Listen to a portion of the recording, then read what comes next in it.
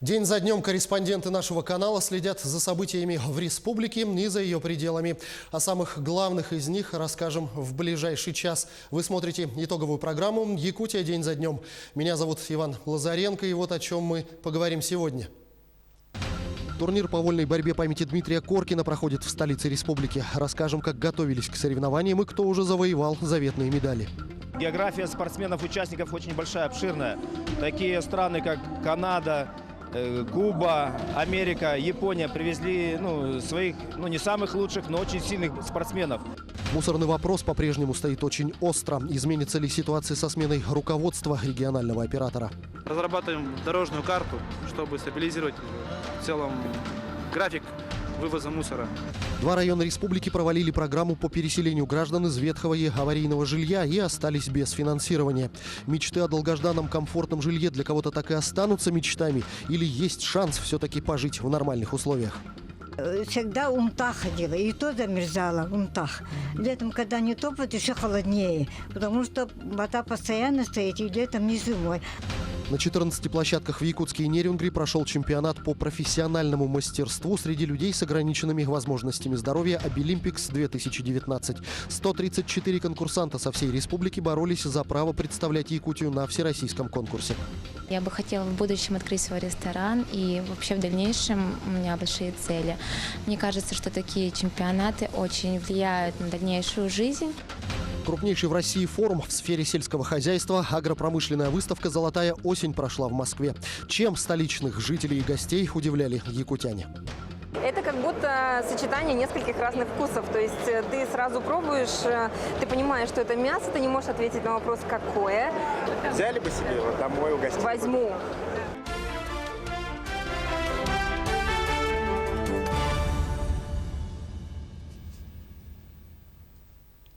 В Якутске в 12-й раз проходит международный турнир по вольной борьбе серии Гран-при Дмитрия Коркина. Традиционно турнир собирает сильнейших борцов планеты. На этот раз ковры в Центре спортивной подготовки приняли 156 спортсменов из 26 стран мира. Самая большая сборная, конечно, представляет Россию. 92 борца защищают цвета нашего флага. Львиную долю российских борцов на турнире Коркина составляют якутские спортсмены. И уже стали известны результаты выступления наших борцов. Исключительно якутский финал. Виктор Рассадин и Нюргун Скрябин, даже несмотря на то, что он выступал за сборную Белоруссии, это оба ярчайших представителя якутской школы борьбы. И в увлекательнейшей схватке в олимпийской весовой категории до 65 килограммов в финале одержал победу Виктор Рассадин со счетом 12-8. Отметим, что у капитана сборной Якутии это 5-я золотая медаль в турнирах памяти выдающегося тренера Дмитрия Коркина. В наилегчайшем весе до 57 килограммов сошлись в поединке якутский мастер-международник Раян Тютрин и бурятский борец Жаргал Дамдинов. К сожалению, схватка завершилась в пользу бурятского спортсмена со счетом 9-2. Ну а кроме спортивных баталий, некоторые спортсмены, приехавшие на турнир, впервые открыли для себя такое привычное для всех нас природное явление, как обычный снег. В социальных сетях появилось трогательное видео, где спортсмены, приехавшие из жарких и солнечных Филиппин, словно малые дети, радуются тому, что, может быть, больше никогда в своей жизни не увидят настоящему якутскому снегу. Ну а те, кто видит этот снег из года в год, коммунальные службы Якутска перешли на зимний график работы. В связи с обильными осадками на дорогах и тротуарах образовался сильный гололед. Город практически стоит в пробках, особенно в вечернее время. Но даже там, где дорог вроде нет, а снега больше, чем предостаточно, работа кипит. В Якутске продолжается ремонт дорог. Времени, чтобы успеть все завершить, остается все меньше. Температура падает, идут осадки. Однако дорожники уверены, что все делается согласно технологиям и что все успеют закончить в срок. Об этом в нашем материале далее. Главный заказчик национального проекта «Безопасные и качественные дороги» в Якутске МУП «Главстрой» уверен, качество нового полотна соответствует всем нормативам и требованиям. На мой взгляд, эти работы ведутся в строгом соответствии технологии, то есть основание оно прогрето, подготовлено. На данный момент бригада завершает работы по рассыпке и укатке нового слоя щебня. Второе звено идет по выдуванию из бордюра снега. И приступаем уже к укладке сетки. Далее будут у нас проводиться асфальтобетонные работы. Но многих жителей Якутска возмущает то, что дорожники свежий асфальт кладут на мокрые лужи, грязь, снег. При этом на улице уже минусовая температура. Температурный режим составляет минус 10 градусов.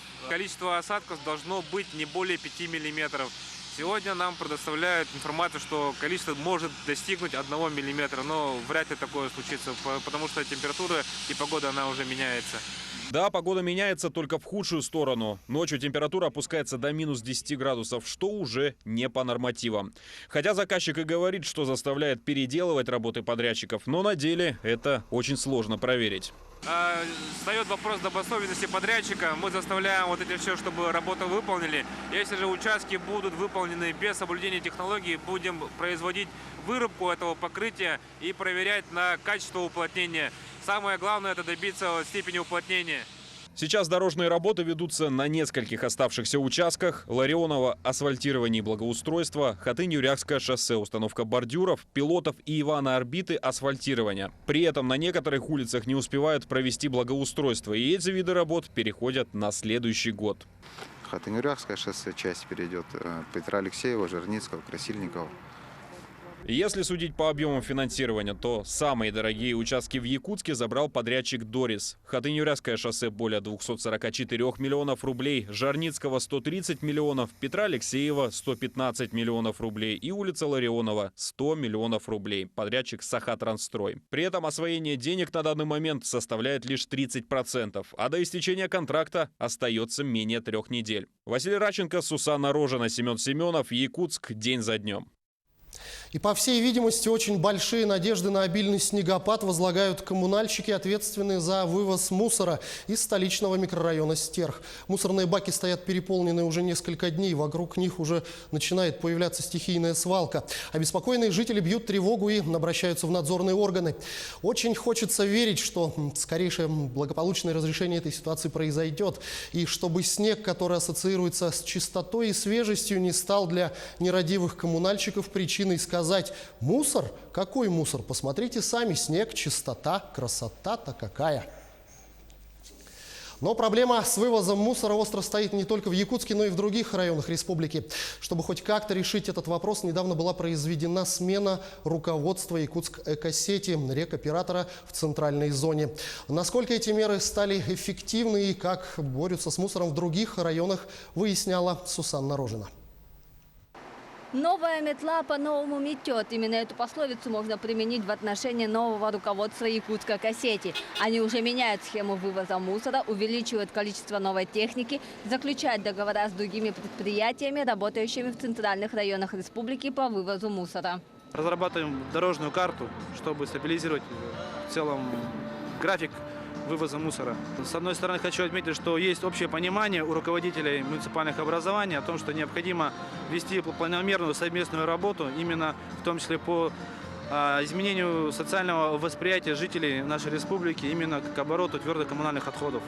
В Якутии в среднем собираемость платежей с населения за вывоз ТКО составляет около 60%, из которых 20% уходит на НДС. По данным регионального МинЖКХ, почти все региональные операторы работают в ноль с учетом перерасчетов в сторону снижения тарифа для населения. Сбор он остается достаточно низким для того, чтобы осуществлять эффективную деятельность предприятия.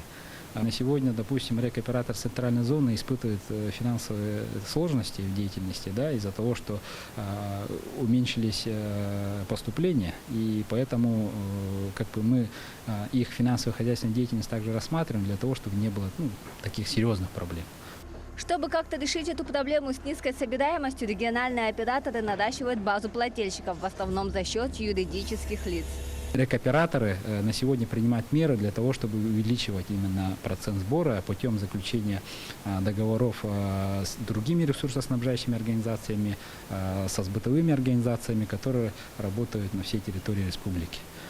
Фактически объем вывоза он больше, а начисляемая база, она меньше с учетом того, что отсутствуют договора с юридическими лицами, с мелкими, да, например, магазинчики, киоски, там некоторые даже бюджетные учреждения есть, и торговые центры, которые не заключают договора, либо заключают договора, но при этом, как сказать, ну, решают вопросы с мусором другим способом. Да. Это негативно сказывается на деятельности также рекоператора. Частный сектор, он влияет тоже очень сильно на деятельность. Об этом говорят в районах и управляющие компании, которые занимаются непосредственно вывозом мусора. Большие сейчас у нас причины в том, что руководители предприятий и организаций не имеют договора. И хочу, чтобы они тоже вот договаривались с региональным оператором, создавали вот такие мусоросборники. Одним из последних был назначен региональный оператор в Северной и Арктической зоне ГУП ЖКХ, и предприятие только приступило к освоению своих новых обязанностей, поэтому у него самый низкий сбор платежей. Самый основной момент – это низкий сбор, тоже порядка 27% только. Но как бы работа ведется, в принципе, с учетом достаточных, ну, как сказать, ресурсов у ГУП ЖКХ, да, на сегодня таких серьезных проблем нет. Но есть и другая проблема – кассовые разрывы с подрядными организациями. У нас ситуация патовая. Если я буду вывозить дальнейший мусор и выставлять региональному оператору стоимость за вывоз этого мусора, им нечем платить, потому что они населению выставляют, исходя из утвержденных нормативов, ну и, соответственно, плату собирают, исходя из утвержденных нормативов. Им просто нечем платить нашей организации. Мы, если мусор оставим, не вывезем, ну, соответственно, будет горы мусора в населенных пунктах.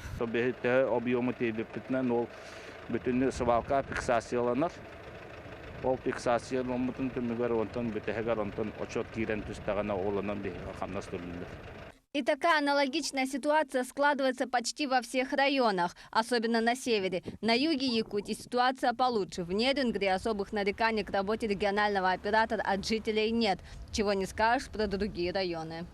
Конечно, бәхбеттәлбәх Аллаһтахтырманны бәбте бурып бары булу дикканада ахани хареннәр бәх барган диген. Анан кораппат раснар кынан баран биркирдә курдык көстүләх. Таким образом, есть несколько объективных причин того, что населенные пункты утопают в мусоре. Во-первых, низкая собираемость платежей с населения, неполная база договоров с юрлицами и значительные кассовые разрывы с подрядными организациями, которые работают на местах. А также есть недобросовестные граждане и перевозчики, которые создают несанкционированные свалки, сваливая мусор в неположенных местах. Но в то же время есть и муниципалитеты, которые до сих пор не удосужились организовать санитарные точки. Совокупность всех этих факторов и дает ту картину, которую мы можем наблюдать повсеместно, едва ли не в каждом дворе. Сусанна Рожина, Георгий Григорьев, Якутск, Уснера, Бердигастях, Майя, Намцы, Нерюнгри, Якутия, день за днем. Сейчас мы ненадолго прервемся и смотрите в продолжении программы. 2 района республики провалили программу по переселению граждан из ветхого и аварийного жилья. А в Ленске тем временем переселенцам вручили ключи от новых и долгожданных квартир.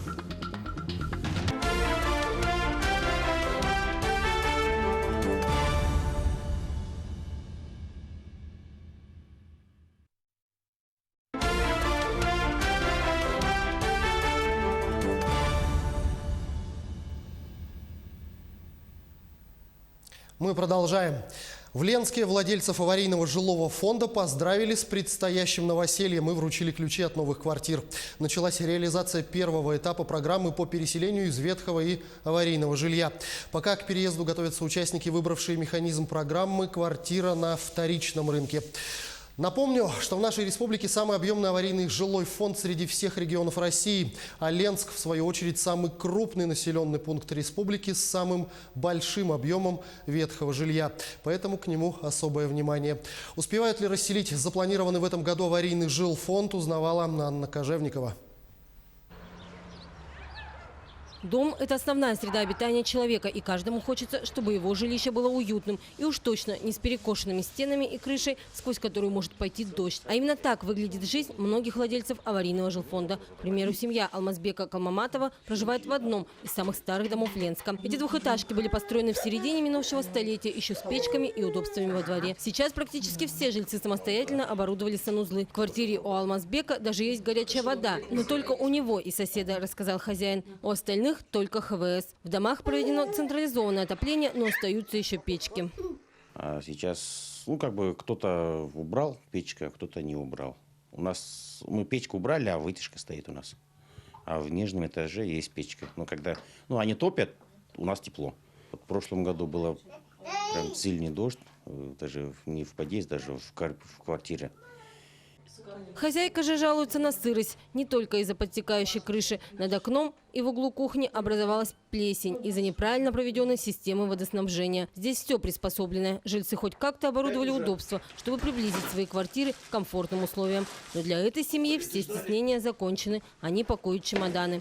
Новая квартира, пусть и на вторичном рынке, тоже трехкомнатная и даже почти на 10 квадратов больше. Таким площадям многодетная семья рада и принимает поздравления и подарки.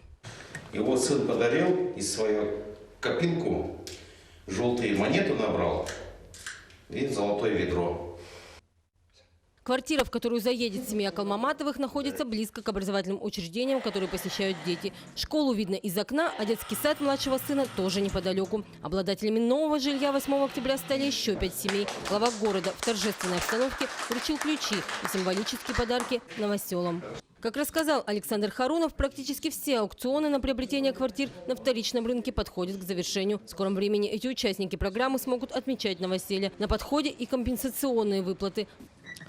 Программа только вступила в силу, а в Ленске уже сложилось множество мифов переселения. Миф номер 1. Собственник выбирает только между двумя механизмами – приобретения жилья или получения компенсации. А какого жилья, вторичного или первичного, решают за него.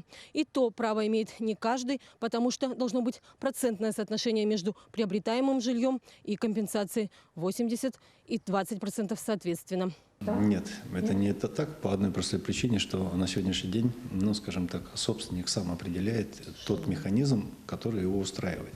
То есть глава республики неоднократно уже нам, указывал на то, что мы должны максимально учитывать интересы людей, которые проживают в аварийном жилфонде. То есть если у нас 100% напишут на компенсацию, значит мы выплатим компенсацию и люди уедут. Если у нас 70% напишет на новое жилье, 30% на компенсацию, значит 70% мы построим, 30% мы выплатим компенсацию. То есть здесь нету никакой привязки, что процент такой-то должен быть нового жилья, процент столько-то на компенсацию, столько-то на вторичку. Здесь все мы будем исходить из желания людей, которые проживают в аварийном жилфонде. Миф номер 2. Из аварийного деревянного жилфонда люди поедут в аварийный каменный. Жилье на вторичном рынке будет приобретаться не позднее 1983 года постройки, вернее, не ранее, Поэтому, все дома до 1983 года, которые были построены, мы их даже не рассматриваем на приобретение, даже если они находятся в идеальном состоянии. Миф номер 3. Цена на вторичное жилье подорожает в несколько раз. Если человек желает ее продать, он выходит на аукцион, делает свое предложение.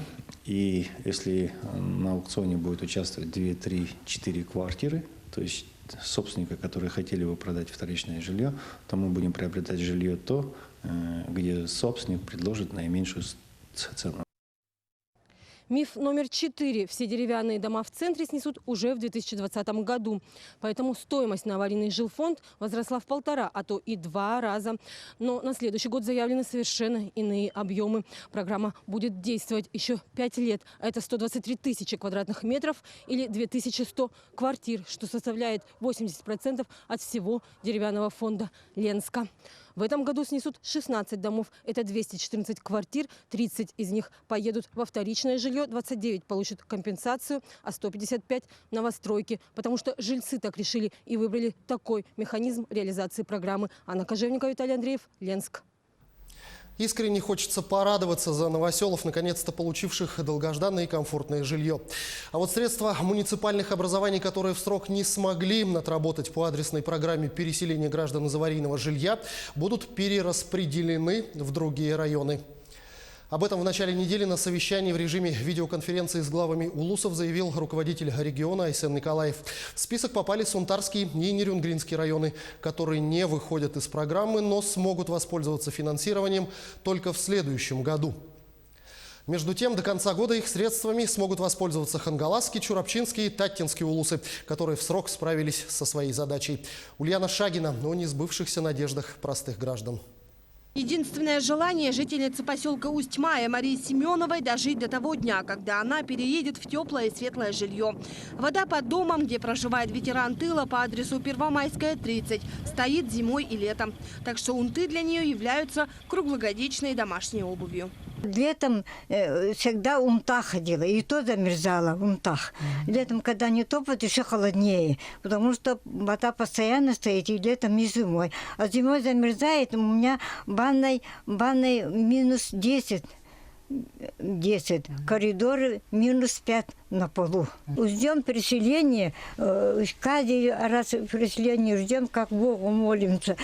И вот до сих пор ничего не известно. До 2025 года в республике предстоит ликвидировать свыше 1 миллиона квадратных метров аварийного жилья, что является самым большим показателем в стране.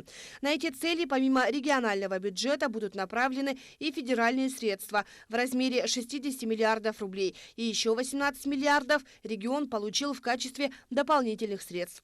До 2025 года будет ликвидировано более 3500 жилых домов. Улучшит свои жилищные условия 25 тысяч семей. В регионе наибольшее количество аварийного жилья в Алданском районе, где предстоит ликвидировать более 180 тысяч квадратных метров жилья. На втором месте Ленский район, где более 123 тысяч квадратных метров аварийного жилья. На третьем месте Нерюнгри, далее Якутск и Мегино-Кангаласский район. Я с 75-го года здесь живу. Мы уже 4-е полы у нас. Утопают в талых водах и жители этой двухэтажки по улице Чайковского, 32 в Якутске. Дом 1968 года постройки. Людмила Сенькина заехала сюда в далеком 75-м и с тех пор вырастила в нем детей и внуков. Тогда это был один из новых домов столицы, а сегодня он утопает в талых водах. Приходится ежегодно тратиться на ремонт. Трубы гниют, а штукатурка со стен просто откалывается. Но деваться некуда. В 2012 году дом был признан аварийным. Но это только на бумаге. На деле до сих пор непонятно, когда именно они получат новое жилье. И таких домов не только в столице, но и по всей Якутии огромное количество. До 2025 года более 60 тысяч якутян должны получить новое жилье. Но из-за медлительности некоторых местных властей увеличилось время ожидания тех, кто уже в этом году должны были справить новоселье в новых квартирах. У 72-летней жительницы Янгринского наследия Нерюнгринского района Татьяны Семеновой на этом пустыре до августа стоял дом. Старый бамовский дом 50-го года постройки признали непригодным для проживания еще в 2016 году. Дом быстро снесли, а жители расселили по родственникам. Мне пришлось переселиться пока к сыну. А у сына печное отопление. Кочегарка на улице стоит. Это всю ночь надо бегать и топить. Так что я живу в очень трудных условиях. В Венгрии под программу переселения попало 26 жилых домов. Это более 300 человек сегодня ждут долгожданного жилья. Сегодня здесь под строительство жилья определены 3 земельных участка. По одному из них аукцион на освоение территории выиграла строительная компания «Легион ГРК», которая до конца сентября должна была подготовить проектно-сметную документацию на строительство трехэтажного 24-квартирного дома, но не уложилась в сроки. Нам в августе сказали, надо делать дома вот именно с ФАПом. Из-за этого у нас получился вот полностью проектирование вот этого здания. И сейчас мы уже полностью запроектировали и сейчас подадим в экспертизу. Из-за этих несостыковок в проектно-сметной документации средства, которые должно было получить село на строительство дома, перенаправлены в другие районы, которые в срок смогли сдать всю документацию. Глава села Иенгра Ольга Игнатенко винит во всех бедах только саму компанию. То, что будет располагаться эта амбулатория, они знали прекрасно заранее. И я думаю, что это просто отговорки с их стороны. Директор «Легион ГРК» уверяет, что до конца ноября будет готова вся проектно-сметная документация. И уже с этого года, несмотря на то, что средств нет, строительство дома будет начато даже авансом. Строительство планируем с этого года тоже начать. У нас дом сам по себе железобетонный, из сборного железобетонного каркаса. То есть мы его будем, если простым языком объяснить, это как конструкторы собирать будем. Полностью у нас, в основном мы такие дома строили раньше. В Минстрое нас заверили, что несмотря на то, что средства дадут другим районам, Иенгра сможет возобновить работу с программой уже в 2020 году. В других муниципальных образованиях Нюрнгринского района программа переселения этого года не теряет свои силы. В связи с тем, что имеется готовность других муниципальных образований освоить эти средства в текущем году. И для того, чтобы более эффективно использовать эти средства, принято решение о перекидке средств. Это не означает того, что Нюрнгринский район либо Сунтарский район, они полностью выпадают с программы. Просто тот лимит, который будет перекинут на другое муниципальное образование, он перейдет на 20-й этап. Несмотря на всю ситуацию, иенгринцы с нетерпением ждут начала реализации программы. Многие из них из-за отсутствия маневренного фонда в селе вынуждены жить по договору поднайма в домах оленеводов, которые уезжают на многие месяцы в тайгу. Ульяна Шагина, день за днем. Сейчас мы вновь ненадолго прервемся и смотрите далее в нашей программе. Сверхнизкий уровень безработицы зафиксирован в одном из населенных пунктов Хангаласского улуса. Расскажем, о чем писали на этой неделе газеты, выходящие в разных районах республики.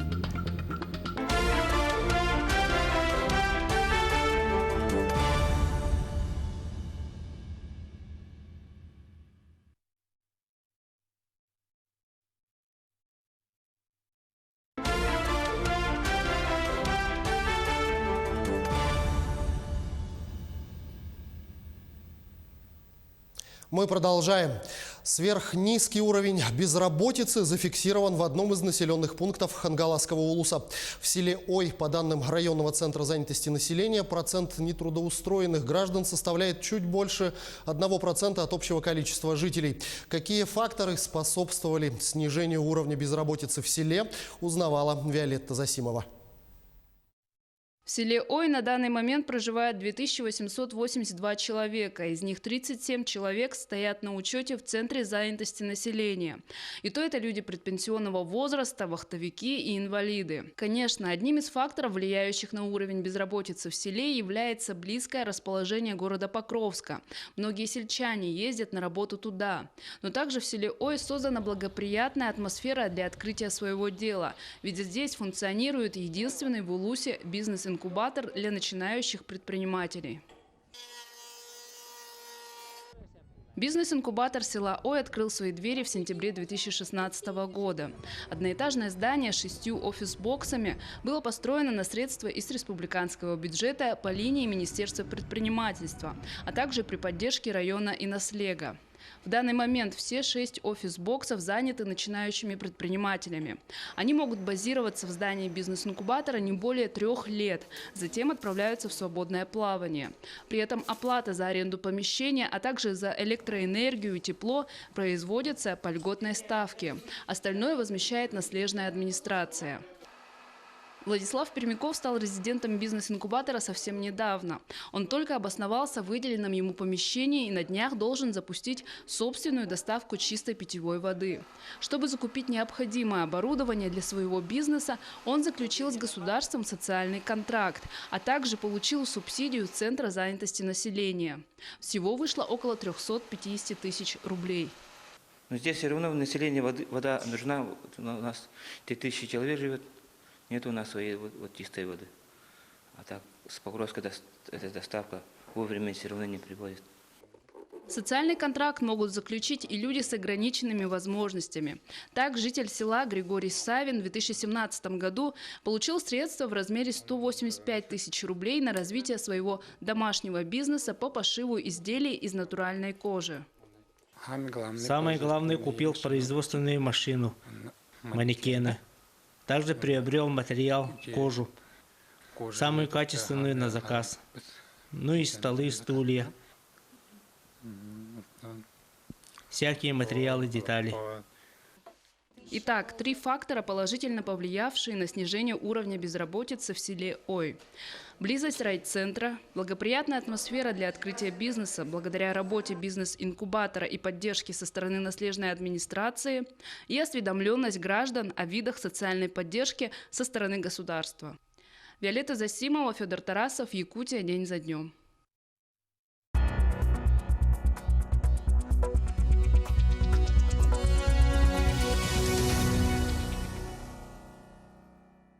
Мы продолжаем знакомить вас с тем, о чем пишут газеты, выходящие в разных районах нашей республики.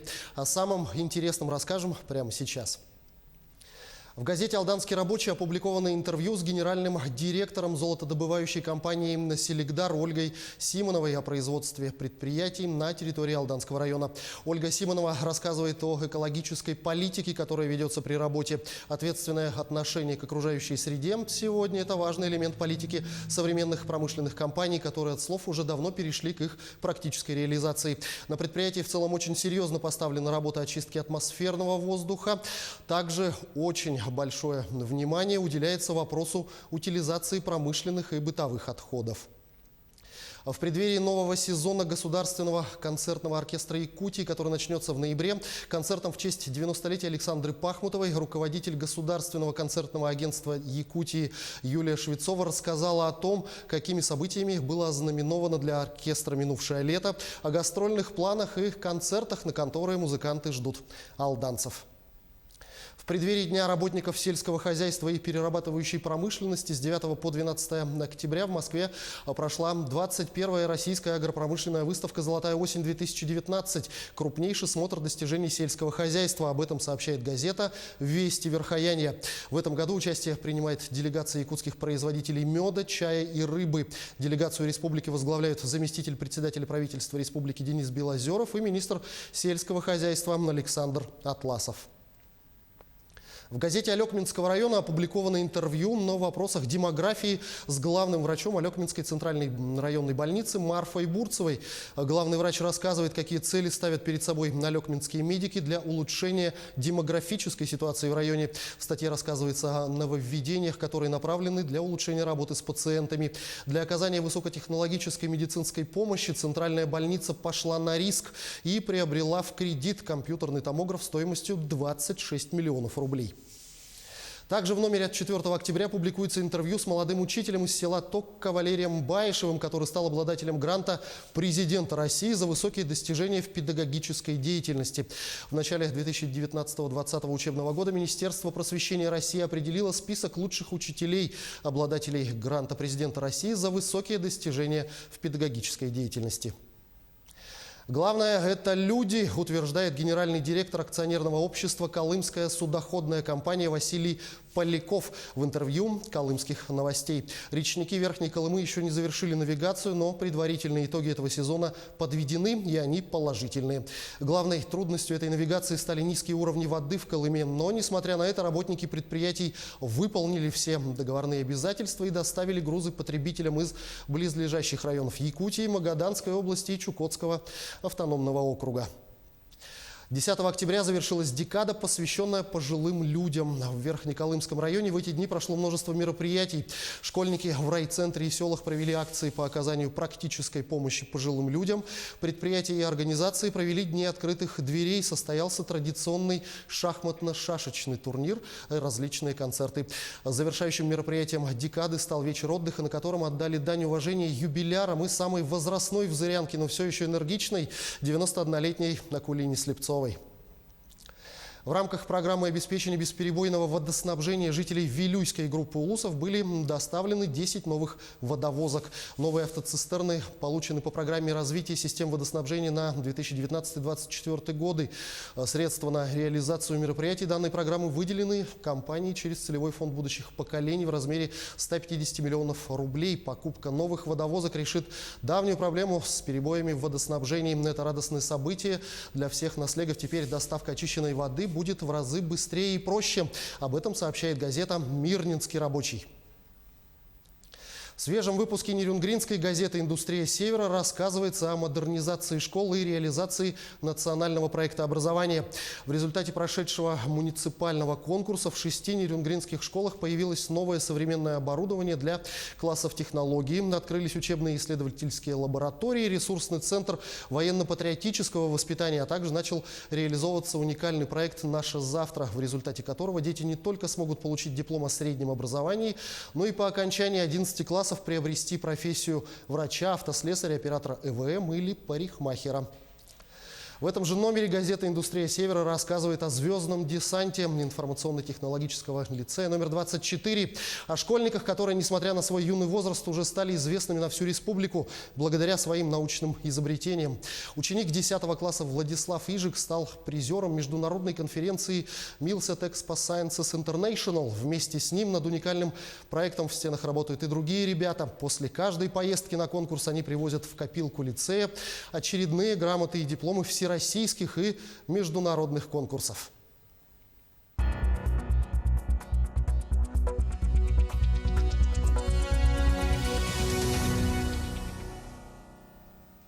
Владислав Ижик из Нерюнгри, о котором пишет газета «Индустрия Севера», с удовольствием рассказал моим коллегам, в чем суть его проекта и с какими успехами он вернулся из-за рубежа. Александра Цыбикова встретилась с юным ученым. Проект юного ученого заключается в применении технологии блокчейн для подтверждения достоверности диплома о высшем образовании. То есть в блокчейн-базу данных будет записана информация об успехах в университете. Блокчейн-база данных – это база данных, но в отличие от классической базы данных, она состоит из цепочки блоков. И уникальность этой технологии заключается в том, что записанную информацию в ней нельзя изменить. На этот раз событие проходило в городе Абу-Даби под патронатом вице-президента Объединенных Арабских Эмиратов. В выставке конференции приняли участие свыше 50 стран и более 500 школ со всего мира.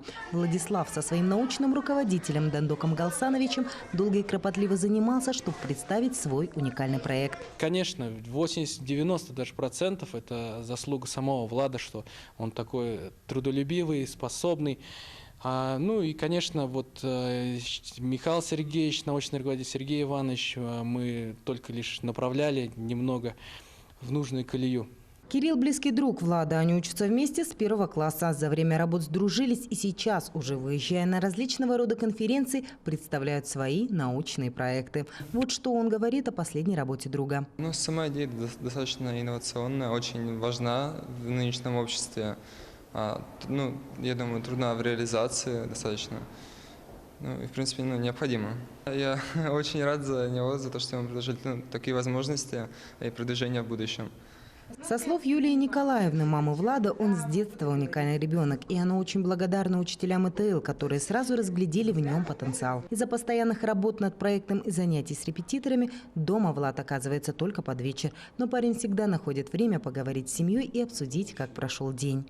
Вы знаете, гордость, конечно, переполняет очень сильно за сына, что он такой у нас молодец. Мы с папой Владислава безумно счастливы, что у нас такой ребенок.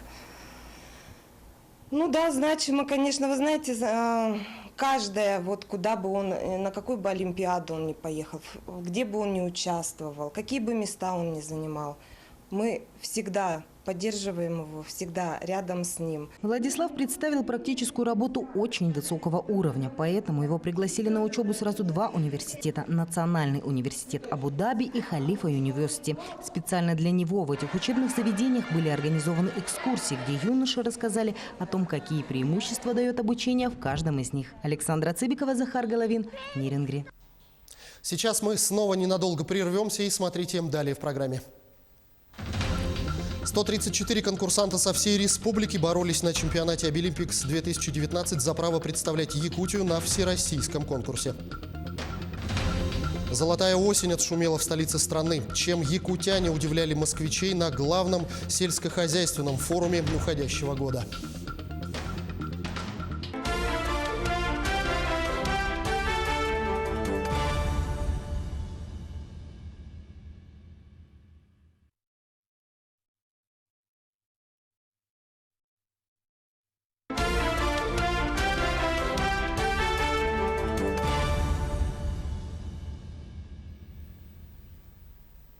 Мы продолжаем программу. Возможность проявить свои таланты появилась у участников регионального этапа чемпионата по профессиональному мастерству среди людей с ограниченными возможностями здоровья на Обилимпикс-2019. Соревнования проходили на 14 площадках в 2 городах – Якутске и Нерюнгри. Конкурсантов поделили на 3 возрастные категории – школьники, студенты и специалисты. Наш корреспондент Ольга Башук расскажет обо всем подробнее. Катя – студентка 2-го курса Якутского технологического техникума сервиса. Она учится по направлению организации обслуживания в общественном питании и уже знает, что свяжет свою жизнь именно с этой специальностью. Я бы хотела в будущем открыть свой ресторан, и вообще в дальнейшем у меня большие цели.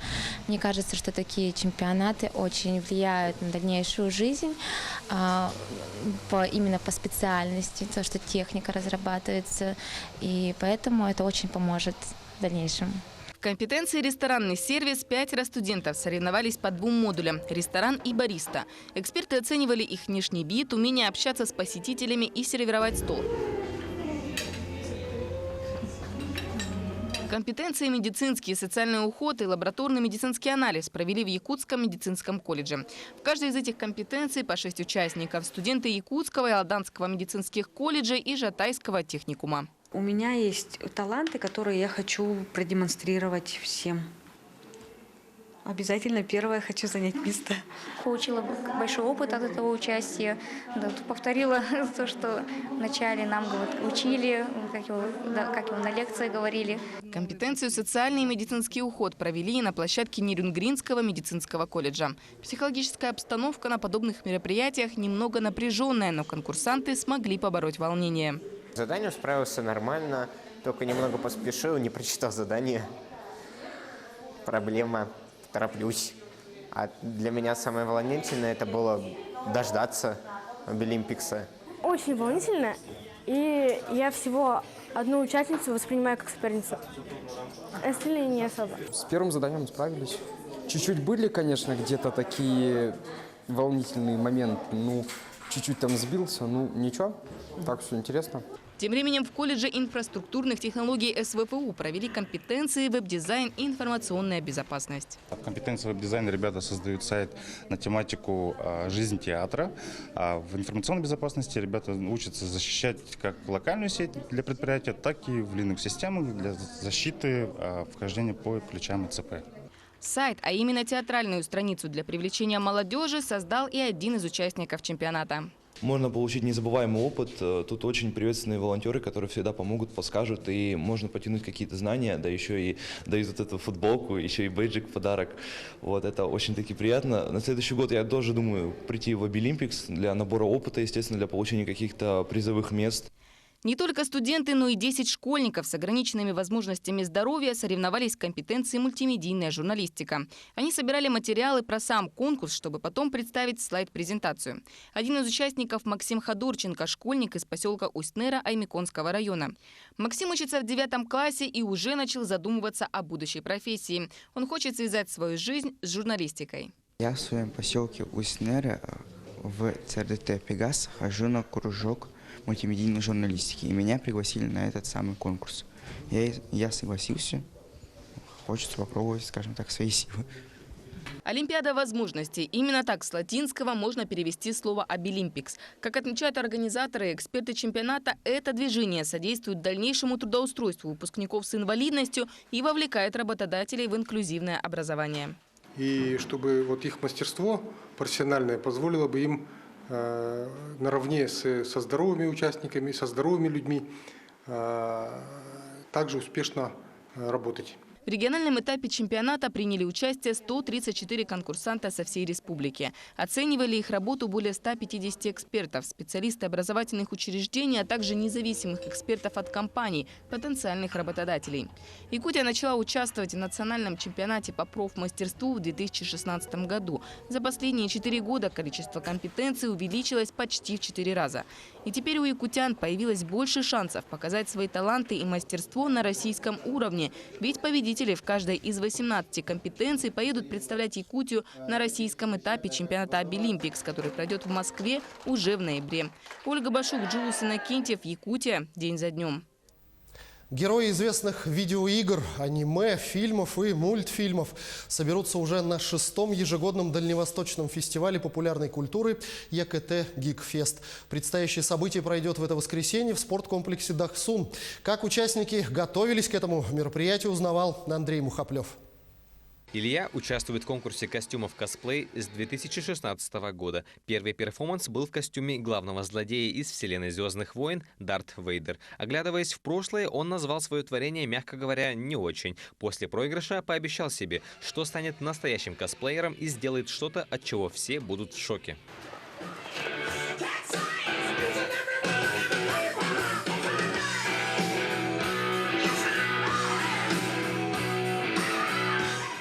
Упорно готовясь под песни AC/DC, как отметил Илья, их музыка очень мотивирует.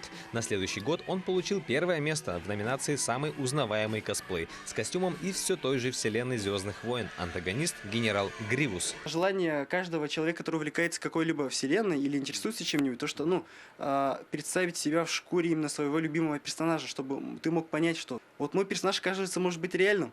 Потому что я его сделал, и я могу его отыграть. Значит, то, что он может быть в реале, и ты можешь это осознаешь и получаешь более-менее такое удовольствие, именно делая сам костюм. Ты понимаешь, что, допустим, ты из вот таких вот обрезков каких-нибудь, из какого-то листа делаешь, прям костюм. И чтобы он выглядел прям натурально. Это очень сильно мотивирует и дает очень сильный всплеск эмоций. Семья 17-летнего Ильи всячески поддерживает его морально и финансово. На изготовление одного костюма может уйти до 6 месяцев, а стоимость до 50 тысяч рублей и больше. Огромный костюм, который сделал Илья, персонажи популярной британской настольной игры, действие которой происходит в мрачной техно-фэнтезийной космооперной вымышленной вселенной. Один из жителей Англии захотел выкупить его за 250 тысяч рублей. Костюм полетит к лондонскому фанату после грядущего Гикфеста. Исходя из настольных игр, как сказали организаторы, чаще главные призы выигрывают персонажи из видеоигр.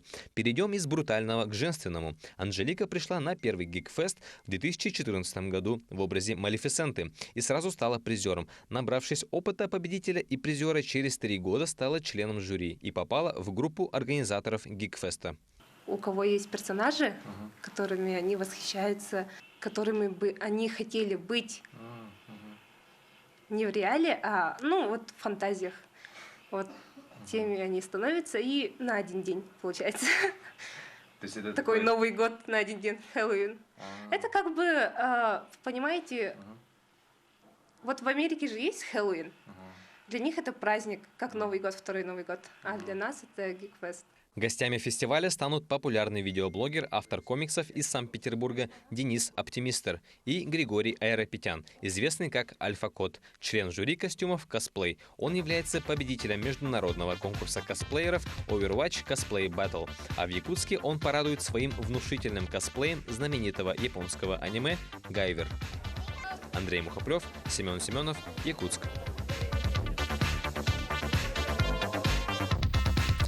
В Москве завершилась 21-я агропромышленная выставка «Золотая осень».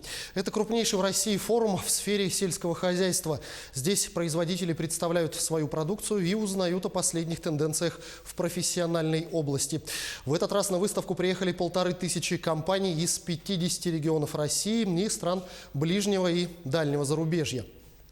Якутия презентовала и собственный мед, и мясные деликатесы, и даже показала якутских лошадей и коров.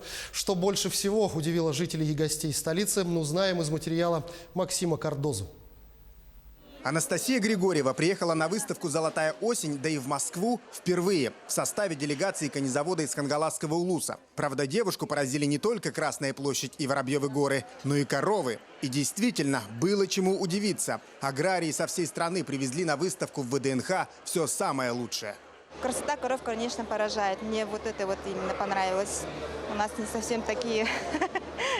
Холмогорские у нас коровы тоже есть, но здесь они покрупнее, вымя такое красивое, большое. Нам все очень понравилось. Здесь на выставке представлены десятки различных пород. Но, наверное, самые уникальные из них – это наша, якутская. Посмотрите, вот они. Они выделяются и своим небольшим размером, но также своей выносливостью. Они преодолели 7000 километров, ехали сюда 12 суток. И посмотрите, какие они нарядные. У них на головах такие короны. Якутский народ сам испокон веков вывел эту породу. Очень сильную, очень в генном отношении очень сильную породу. Она не подвергается, не болеет ни туберкулезом, ни бруцеллезом. У него очень большая жирность молока. Насчет мяса, это мраморное мясо. Имеет сальные прожилки. И когда его готовишь, она такое сочная, мягкая. И когда варишь, нормально она увеличится в размере, да? Тут же в павильоне можно было увидеть и других экзотических гостей из Якутии – якутских лошадей. Столько внимания со стороны посетителей наша делегация и не ожидала. Очень вообще удивляется, когда говорят, что для них не нужно строить конюшен, не нужны большие корма, там концентрированных кормов больше не надо. Поэтому вот они интересуются, и сейчас вот из многих областей, например, с Рязанской области, Вологодской области, да, с Башкортостана, спрашивают и интересуются, сколько они стоят, как их можно приобрести. Но главный путь к сердцам посетителей выставки якутяне нашли через желудок. От северных деликатесов, которые привезли в столицу, оказались в восторге абсолютно все. Я живу вообще в Башкирии, и у нас такого драгоценного мяса, как оленина, как мясо яка, нету. И я вот специально прихожу на ярмарку, именно подхожу к Якутии, купить оленину сыровяленую, там колбасы из оленины, мясо оленины. Это как будто сочетание нескольких разных вкусов. То есть ты сразу пробуешь, ты понимаешь, что это мясо, ты не можешь ответить на вопрос, какое. Тебе кажется, что ты какие-то вкусовые моменты где-то улавливаешь, но ты не можешь понять, как будто это все вместе. Взяли бы себе вот домой, угостили? Возьму. И сейчас у нас есть уникальная возможность продегустировать вот эти вкусняшки, ради которых люди приезжают даже из других регионов страны. Так что у нас здесь представлено? Вот у нас, значит, самый главный бренд нашего района, это Верхоянского района. Наша жеребятня Верхоянская, очень вкусная, копчено-вареная. Это оленина тоже наша Верхоянская, тоже копчено-вареная, очень вкусная. Ради оленины люди тут, я не знаю, готовы горы свернуть, давайте попробуем. Они говорят, что у них ностальжи, и они еще раз хотят попробовать лакомства, которые они раньше испытали в своем молодые годы, когда работали в Сибири. Делегации со всей страны приехали на 21-ю аграрно-промышленную выставку не только себя показать, но и познакомиться с самыми передовыми технологиями в сфере сельского хозяйства. Внушительной оказалась и якутская делегация – около 100 человек. Это руководители и сотрудники местных предприятий, а также главы районных администраций. Очень важно, чтобы и работники сами, и руководители предприятий видели новую упаковку, новые технологии. Мы знаем, что в рамках выставки проходит еще выставка «Агропродмаш», где представлено различное оборудование для промышленной продукции. То есть обширный такой кругозор для наших руководителей предприятий, для глав наслегов, которые тоже на сегодняшний день очень активно ввязываются в вопросы развития сельского хозяйства на местах. Также у форума обширная деловая программа. Например, Якутия подписала сразу несколько соглашений. Одно из них предполагает появление в нашей республике завода по производству детского молочного питания. Помогать в этом будут известные белорусские производители. Мы со всем своим опытом, а опыт уже немалый, мы с 1970 года предприятие работает, производим продукты детского питания. Мы со своим опытом придем в край и постараемся передать все, что мы знаем, организовать совместное производство. Якутия уже традиционно приезжает на аграрно-промышленную выставку «Золотая осень». И в будущем году наша делегация вполне может похвастаться новыми достижениями. Ведь развитие сельского хозяйства в регионе – один из главных приоритетов. Максим Кардозу, Туяра Константинова, Виктор Олесов, Джур Березкин. День за днем. Москва. Вы смотрели программу «Якутия. День за днем». Именно такой была эта неделя. Корреспонденты нашего канала продолжают следить за развитием событий. Для вас в студии работал Иван Лазаренко. До встречи в эфире.